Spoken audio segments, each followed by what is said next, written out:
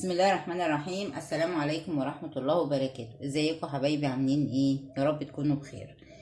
معاكم حنان في قناة افكار وصفات حنان فتافيت. هنقدم النهاردة السبانخ بطريقة تانية، بدل ما هي باللحمة هنعملها بالقوانص والفريك. تطلع طعمها جميل جدا وحاجة اقتصادية ويعني تتماشى معانا في الوقت اللي احنا فيه. فيها نسبة حديد حلوة قوي، وجو الشتاء بيحتاج السبانخ. قدمي جنبيها رز ابيض مع سلطة مع مخلل براحتك. فلو عجبتك ما تنسيش تعملي اشتراك وتفعلي زر الجرس وتدوسي لايك عشان يوصلك كل جديد من اشعاراتنا. يلا بينا على طريقة التحضير والمقادير. هنعمل السبانخ الحلوة الطعمة دي ازاي؟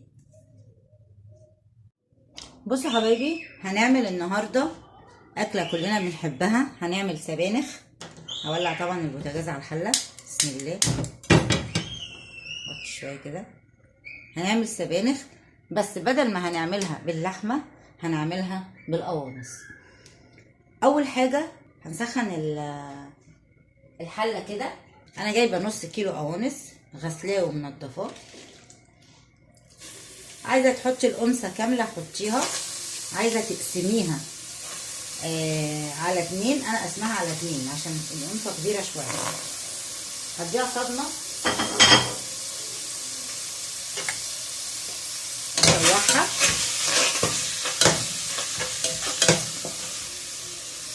زي ما انتوا شايفين. السبانخ بتاعتي انا مخرطاها وغسلاها وحطاها في الفريزر من غير ما اديها تشويحه. لو انت نسبه الحديد عندك ضعيفه خرطيها وحطيها كده في التلاجة وما تشوحهاش. تمام. بصي الميه بتاعتها اللي بتنزل دي نسبه الحديد اللي فيها. لو انت نسبه الحديد عندك عاليه جدا وملكيش ان انت تاكلي سبانخ فيها حديد قوي عشان جسمك ما يتعبش، بتضطري تقللي السبانخ دي ازاي؟ ان انت تشوحيها بعد ما تخرطيها وتغسليها وتصفيها، تشوحيها. فلما تشوحيها هتنزل الميه بتاعتها اللي فيها الحديد. تبداي بقى تسيبيها تبرد وتفرزيها. طبعا احنا القوانص بتاعتنا هي بتتشوح. طبيعي ان السبانخ بنعملها بالفريك. انا جايبه هنا يعني نص كوبايه فريك غسلاها ومصفياها، يعني غسلتها ونقعتها شويه وصفيتها. ممكن ما عندكيش فريك ممكن تعملي حمص طبيخ فيها لو حباه. دايما بنعمله في الكوسه. مش عايزه حمص، ما عندكيش فريك، ما عندكيش حمص، حبه لسان عصفور وتحمريهم وتحطيهم فيها. يعني احنا ايه، الست الشاطره تقدر تعمل باي حاجه. دلوقتي القوانص تعتبر بديل الكبده ومش وحشه، حلوه وسعرها مش غالي. يعني بالنسبه للوقت الحالي عن اللي احنا فيه، ان اللحمه غاليه جدا، 300 جنيه وازيد من 300 كمان. ولو قلنا اللحمه المتلجه ب 250 جنيه كويسه. تمام. وهنحط بديلها القوانص، والقوانص كلها حلوه مفيده مش وحشه وطعمها بيبقى جميل جدا. احنا كده نشوح دي كويس. انا ما حطيتش اقدام، هي بتنزل اقدامها منها فيها اهي. بصوا طبعا لازم تصفي الميه بتاعتها دي. هي بتنزل اقدامها منها فيها اللي هو ايه، الدهن اللي موجود عليها. انا بصراحه ما برموهوش، بيبقى طعمه حلو مش وحش. اتغسل كويس وبدل السمن والزيوت الكتير. يعني مش هنحتاج زيت الا بس في ايه، في التقليه بتاعتها بتاعت الكزبره كده. هنزل بصله واحده اشوحها معاها برضو.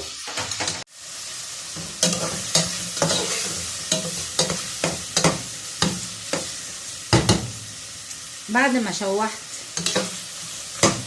البصله شويه مع القوانص بتاعتي، هنزل بالفريك.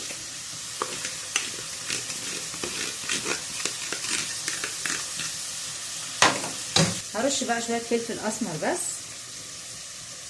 مش هحط حاجه تانية لان انا عامله هنا التتبيله الكزبره، وعامله كزبره خضراء وكزبره ناشفه، وعامله شطه وثوم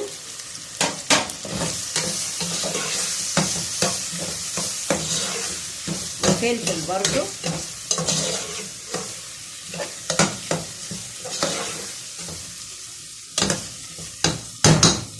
وخلي بالك من الملح لان السبانخ من فيها املاح، يعني ما تحرقيش قوي.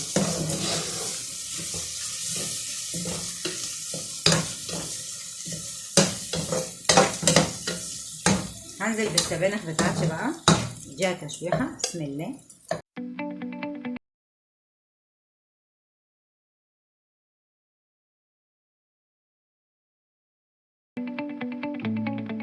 هسيبها شويه تنزل ميتها وارجع لكم تاني. بصوا حبايبي اهي بدات تنزل، بس يعني ايه ميتها اهي اتشوحت معايا. هجيب بقى، انا عامله طماطم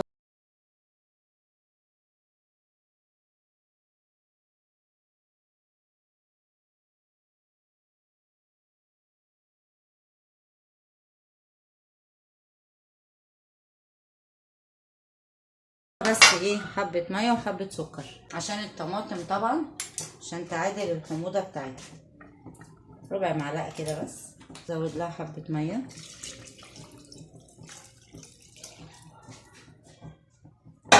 عشان تسوي الفريك وتسوي معانا القوانص. واخر حاجه هنعملها التقليه.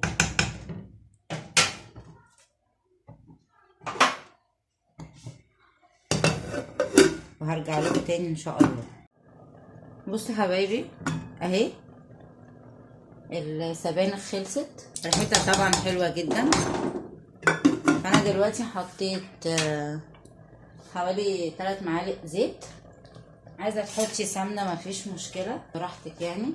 هجيب بقى التتبيله بتاعتي عشان احمر التقليه.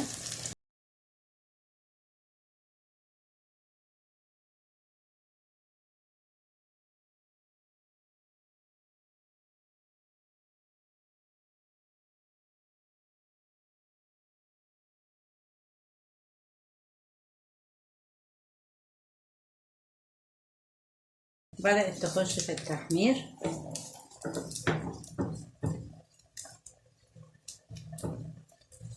والريحة بدأت تطلع بتاعت الكزبرة. طبعا انتوا شايفينها سودة بس هي مش سودة عشان الكزبرة خضرة. طبعا لازم تحسي ان هي ايه اخشنت، متبقاش طرية. تمام. هطفي عليها. بسم الله الرحمن الرحيم.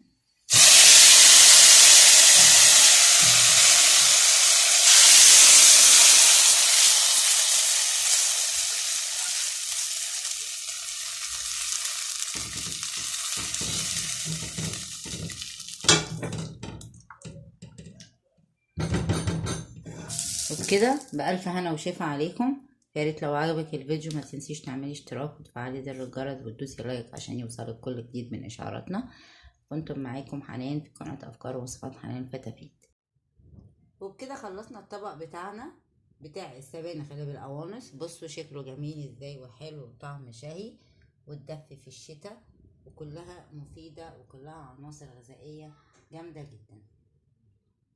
وبكده ختمنا الفيديو بتاعنا وخلصناه. بألف هنا وشفا عليكم. قدمي جنبيه مخلل ورز ابيض وبألف هنا وشفا.